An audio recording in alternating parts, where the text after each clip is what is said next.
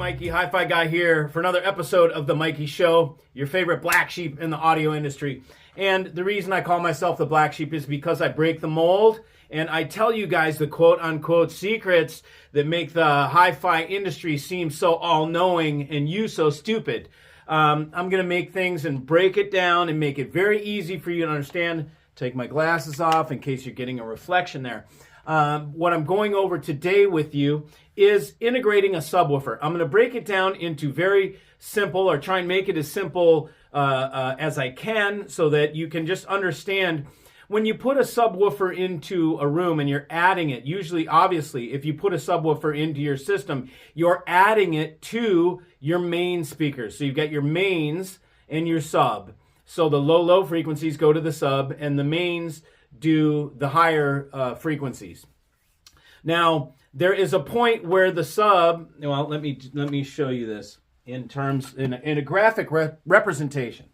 Okay, so right here we have your subwoofer, which, okay, let's say we've got 20K.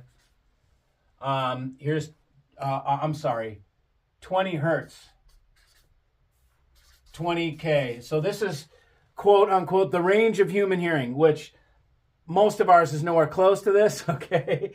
But this is supposedly the range of human hearing. It's 20 cycles per second. And 20 cycles per second, or 20 hertz, is sounds like a helicopter landing. It's like, that's what 20 hertz sounds like. That is for low frequency. You hear pipe organ and things, they're going to go down low and have 20 hertz. 20K is like, that's what it sounds like. I mean, it is extremely, so you go, and then, you know, it says, into that. Okay, so that's like the frequency range. I hope you enjoy my my example of that. Anyways, so that's the range of human hearing. Okay, now a subwoofer, the idea of a subwoofer is to pick this area up.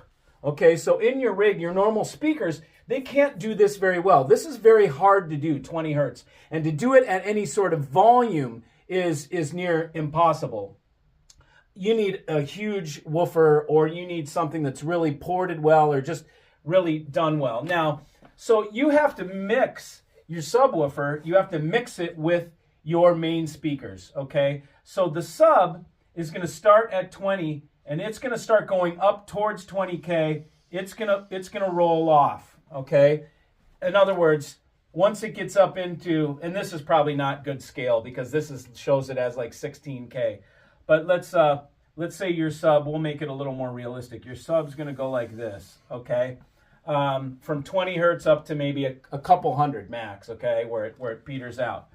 Now, this curve that comes down, you can see that's a different roll off, right? This one falls off slower. This falls off faster. And then you can have ones that go like, you know, like this, that fall off really fast.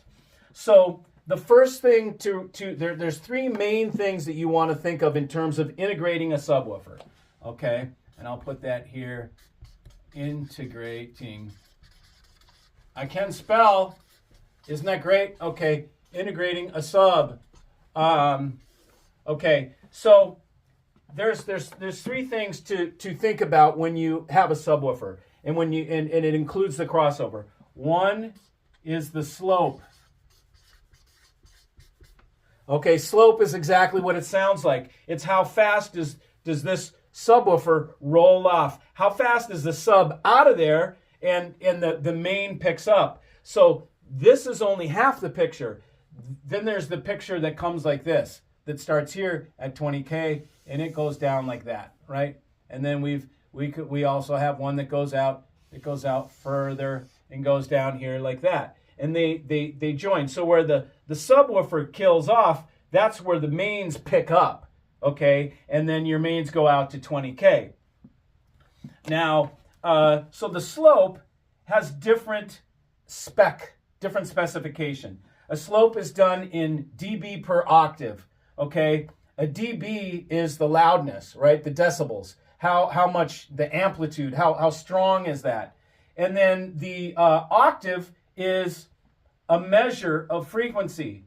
So an octave is a chunk of frequency. 20 hertz, the next octave between 20 and 40. So every time you double all the way up, that's an octave. And anytime, if you're coming back down, anytime you cut it in half, that's your next octave down. So octave represents a halving or a doubling of your frequency. So it's a section of frequency. That's what an octave is. So the slope is said or called in terms of how many decibels of amplitude is cut in an octave section. So if you've got a 24 dB, 24 dB slope, that means in between 20 and 40, it knocks out 24 dB. It goes down 24 dB. So in one octave, it's going to go down. It's going to be negative 24 dB. On the other hand, if the slope is 24 dB on the high pass, it's going to rise at 24 dB for that chunk. So the slope is how sharp how little do they cross really? Because you'll see there's an area here where they cross, where the sub goes into the highs range and where the high comes down into the subs range. They cross and they go into the opposite area. So the slope, if in a 12 dB slope,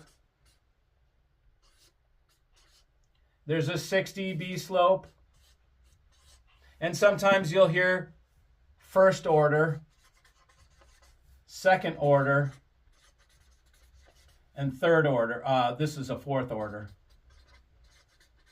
because there is an 18 in between there.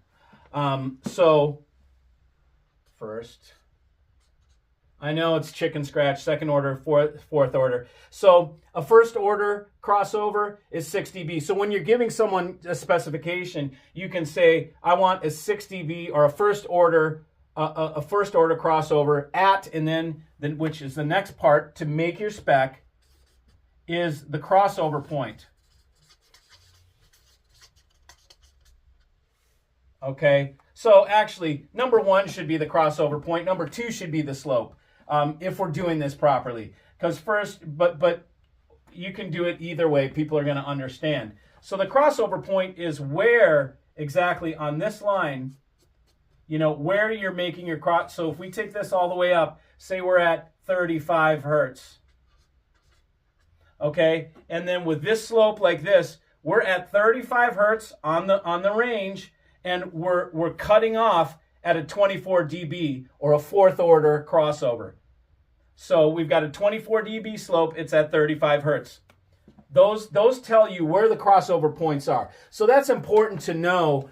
Where do you want your sub to drop off, and where do you want your main speakers to pick up? Okay, typically like total just shot in the dark is going to be like 80 hertz, is like, I think that's, can't remember if that's like THX standard or home theater. It has to do with home theater, I think. 80 hertz is just commonly used. Typically in hi-fi, it's going to be lower than that.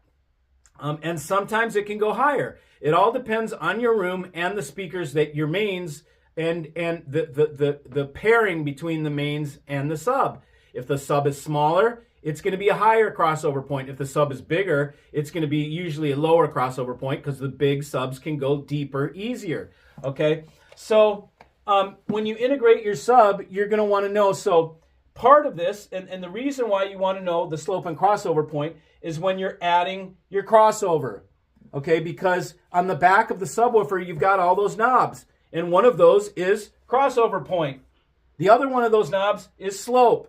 Okay, so you're going to choose how hard do you want that sub to cut back, and where do you want it to cut back? How high do you want that sub to go? Do you want it to go all the way up to 80 hertz, which is up here? Or do you want it to stay at 35? Or do you want it to be at, 45 or 55? And you got to play with that, because it's different in every room. And really, the crossover point and the slope has to do with how it blends with the main.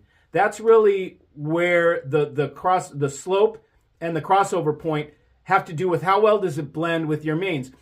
You don't want to hear what sounds like a main speaker and then a boomy, a sub in it. You don't want to hear two things. You want it to sound like, oh my God, my speakers go really low. So in other words, you don't want to hear a subwoofer and know that a sub's being used. They should like be silent or seem silent, and then you're just amazed at how low your mains go. That's when you know you've done a good job blending, because you're not getting any boominess. Your ears are not being drawn to a sub where you're like, wow, listen to that sub. If you're sitting in a room and you're like, wow, listen to that sub, it's not blended well because it sounds like a sub. It's standing out as a sub. You want it just simply to be like, wow, man, this, great bass in here, or your mains really go low and people don't really notice that it's a sub. So that is done with the slope and the crossover point to blend well with your main. Now there's another thing that you're going to see in there, which is called phase. Phase. And this is that little switch. Maybe it's a 3-position switch. It has 0 degrees, 90 degrees, and 180 degrees. Okay, so this has to do with the phase. I'm not going to go into explaining everything about phase, but let me make this simple. You switch it, and you want to listen, switch it again, go back to your seat, listen, keep the same little piece of music. Play back, say, a 30-second piece of music that has some bass in it.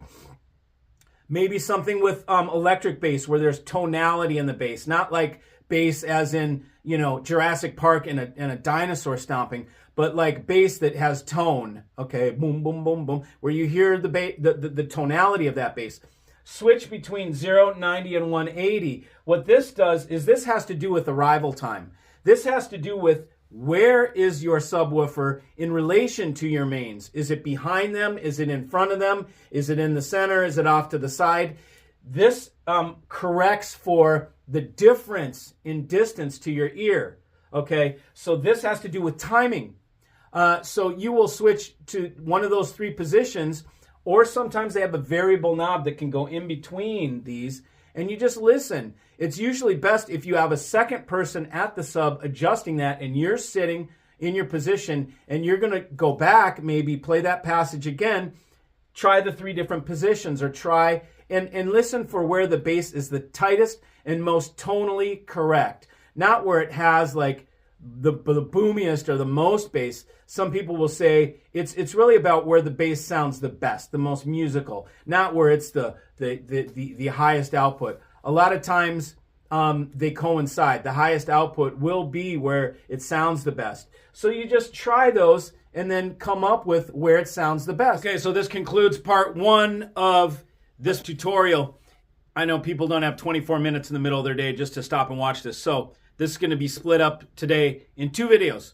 So come back for part 2. See you.